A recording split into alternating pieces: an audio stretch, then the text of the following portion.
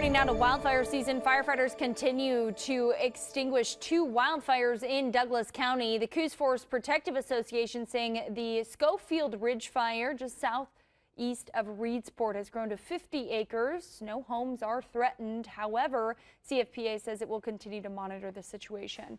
Meanwhile, the U.S. Forest Service says the scenic fire near Crater Lake is 75 acres, 10% of that fire contained.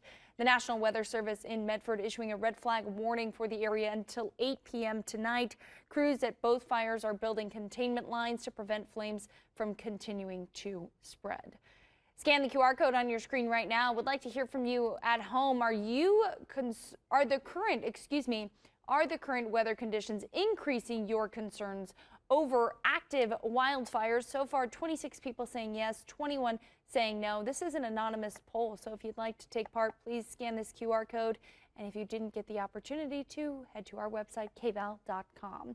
Now, with that in mind, we bring in KVAL's Alan Matthews. Alan, I know that when those fires sparked yesterday, the first thing on my mind was the weather conditions. Yeah. I was thinking it's hot, it's dry, we haven't seen a lot of rain. It made me think those fires are going to spread. Yeah, and that seems to be the case, at least one of them. And I do keep in mind that our stretch of 100-degree heat coming to an end today. So Roseburg had that for 3 days in a row. Eugene, they actually altered the numbers yesterday. So Eugene had 2 days of 100-degree heat. We did get cooler today. We're still in the 90s, so it's still hot out there. But this cool down is going to continue over the next couple of days. And it's actually going to be comfortable by the time we get to the weekend. Let's show you what's going on right now, though. As we are at 90 degrees in Eugene under a sunny sky, not much wind out there. A variable wind at about 6 miles per hour. And the humidity level actually even a little higher than what we saw yesterday at 31%. Now, as we look ahead toward tonight and into your day on Thursday, overnight temperatures are going to generally be in the low to mid 60s, and we're going to see some cloud cover increase tonight. So we're going to start out with a little bit of cloud cover for your day. Temperatures will continue to get cooler. They're going to be in the low to mid 80s along I-5. And as we take a look at your weather headlines, those temperatures, like I said, they're going to continue to cool over the next couple of days. Looking for some morning fog on the coast with some cloud cover across the area. And then we're going to be looking at the chance of some scattered showers on Friday. Right now, our best chance of rain is going to be Friday night into Saturday morning. We'll break it all down with your full forecast coming up in just a bit. Kendall? Thank you, Alan. Tonight, the Eugene Water and Electric Board is in the clear after a lawsuit accusing the utility company of violating the Endangered Species Act is dismissed. Now the process of transporting salmon and trout through a catch and haul system on the McKenzie River can begin.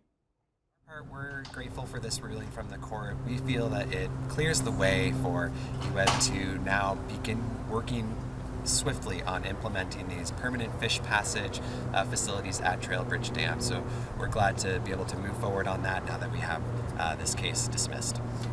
Now, the catch and haul project works by allowing fish to swim into a facility where they are carried to the other side of the dam during spawning season. The project has not started as EWEB still needs regulatory approvals, but the utility says it plans to finish the work in 2032.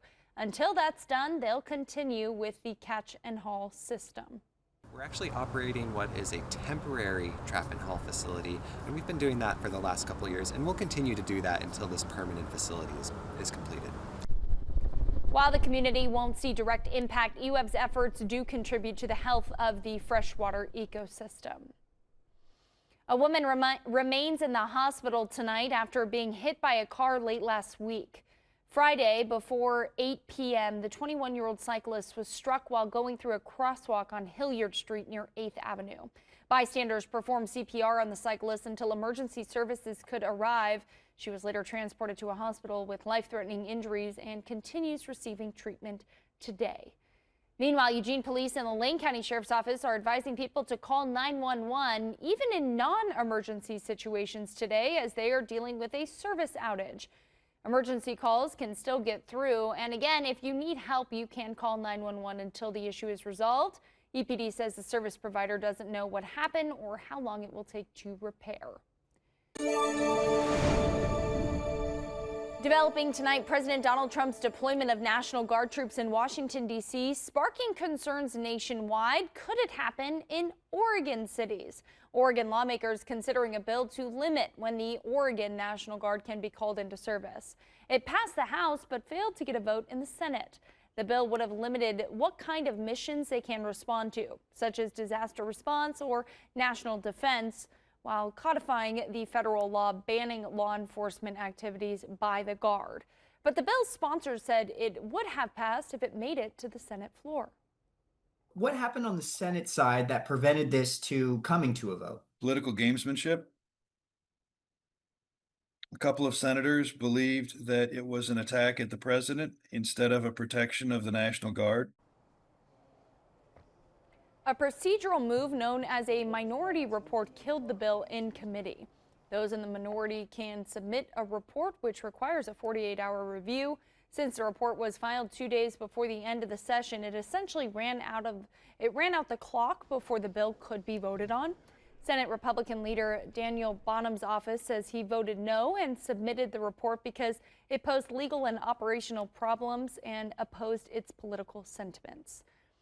And it was not a serious attempt to improve emergency response readiness. This is a quote from the representative. It was a political statement aimed at President Trump. That intent was clear from the bill's language and the rhetoric surrounding it, end quote. Alongside the federalization of D.C.'s law enforcement, President Trump saying he wants to remove homeless people from the city and relocate them to homeless shelters, among other options. Homelessness is up all over the country, with the 2024 point-in-time count listing nearly 800,000 people are experiencing homelessness. Advocates say forcibly removing homeless people makes the problem worse by marginalizing them more. Yesterday, Press Secretary Caroline Leavitt said that jail time is on the table for homeless individuals who refuse to be relocated.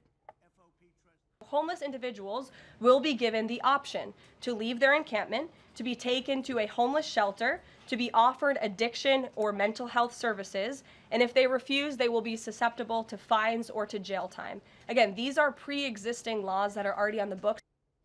Now, it's not clear when exactly this homelessness policy will go into effect in our nation's capital. In Oregon, new Oregon laws have been signed, making it easier to force mental health treatment on someone who could be considered a danger to themselves or others. State Representative Tom Anderson sponsored the bill, hoping it would help families of loved ones with mental illness. He says it could prevent someone from hurting themselves or others because they're not getting the right treatment. Right now, Oregon law only allows civil commitment by a judge when someone is in imminent danger to themselves or others. My civil commitment bill says you can look at not right now, but you expand it all the way out to last week, were you a danger to yourself? And the bill says with the matter within reasonable medical probability, you are now a danger, or in the foreseeable future, you will be a danger. So it makes it easier to commit somebody. Governor Tina Kotek signed these bills into law last month alongside a number of laws expanding funding for shelters and other mental health treatment access. And new data tonight giving us a clearer picture on unemployment in the state. Despite gains in construction, transportation, and warehousing jobs, the Beaver State lost 2,700 non-farm jobs in July. That followed a loss of 8,600 jobs in June, leaving Oregon's unemployment rate at 5%. Looking at the numbers over the past 12 months, this time last year, unemployment was at 4.2% compared to the numbers out today. And you can see unemployment has been creeping up over the past year nationally. The unemployment a little better, 4.2% in July, up 1/10 of a point from June. And the U.S. national debt reaching a record high of $37 trillion. That new figure appears in a Treasury Department report this week. It comes years sooner than previously expected. In 2020, the Congressional Budget Office said the gross federal debt would not exceed $37 trillion until after 2030. But now the CBO believes the nation's debt rise by another $4 trillion over the next decade, citing President Trump's recently signed tax cut and spending package. The White House argues the measure will generate enough economic growth to offset the debt. In Oregon, Representative Val Hoyle will be hosting another town hall, this time at South Eugene High School next Wednesday. Doors open at 5 p.m. The town hall starts at 6. It's the 16th town hall she's held this year and her first town hall since Congress went into recess last month. Now, KVAL was at Representative Hoyle's town hall in the Eugene Springfield area, the last one that she held. If you scan the QR code on your screen, it will take you to our YouTube channel where you can find that town hall in its entirety as Representative Hoyle spoke with residents about their concerns over Social Security, Medicaid, and more. Our team is also planning to attend the upcoming town hall next week. And coming up, how one nonprofit continues to tackle the affordable housing problem in Lane County. And Peace Health opening a new healthcare option for kids.